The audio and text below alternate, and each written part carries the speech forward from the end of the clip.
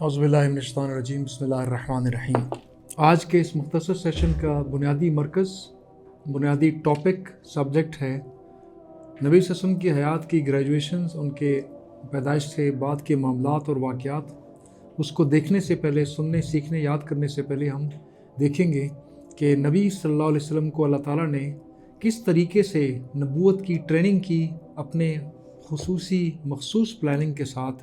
جس میں نبی صلی اللہ علیہ وسلم کی سرداری کی ساری شان قائم رہی، لیکن سرداری جو بادشاہت کے ساتھ، سرداری کے ساتھ جو لوازمات دنیاوی معاملات میں ہمیشہ پڑھتے رہے ہیں، جو کہ ہمیشہ نواب زادوں، سردار زادوں،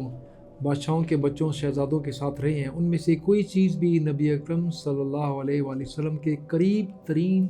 تر بھی نہیں آئی۔ ان کے اخلاق میں، ان کے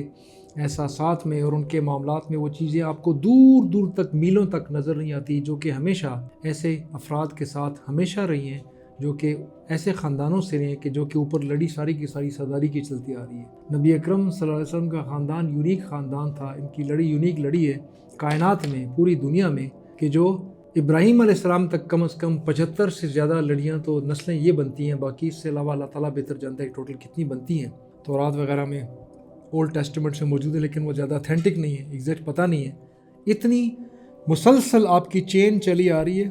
آدم علیہ السلام سے کل ابراہیم علیہ السلام تک، پھر ان کے بیٹے اسماعیل، ان کے آگے تقریباً 50 پشتیں مزید، اس کے بعد عدنان، جہاں سے دوبارہ نون ریس موجود ہے، اور نیچے نبی صلی اللہ علیہ وسلم تک چل رہی ہے،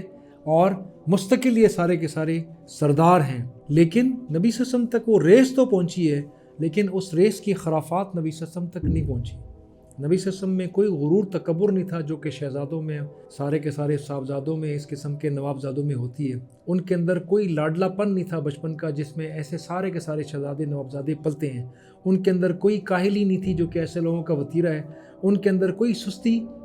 ٹچنگ اینڈ گرابنگ دا کوئلٹ آلویز، اپنے کمفرٹ زون سے ہمیشہ باہر نہ نکلنے کی جستجو اور کوشش اور طریقہ کار، جو کہ ہمیشہ نوابزادوں کا رہا کہ اپنے آرام سے باہر نہیں نکلتے، کمفرٹیبل لائف گزاری ہوتی ہے، اس کی وجہ سے جسمانی طور پر بہت زیادہ انکمفرٹیبل یعنی کمزور ہوتے ہیں۔ یہ تمام چیزیں نبی صلی اللہ علیہ وسلم کی طرف موجود ہی نہیں تھیں۔ شہزادوں میں، نوابزادوں میں، سردار زادوں میں تکبر، غرور ہوتا ہے، نبی صلی اللہ علیہ وسلم کے پاس سے بھی تکبر، غرور نہیں گزرا، اور یہ سارے کے سارے ناز و نام میں پیدا ہوتے ہیں، کیونکہ سرداری اور مال و دولت ہمیشہ اکٹھے رہے ہیں۔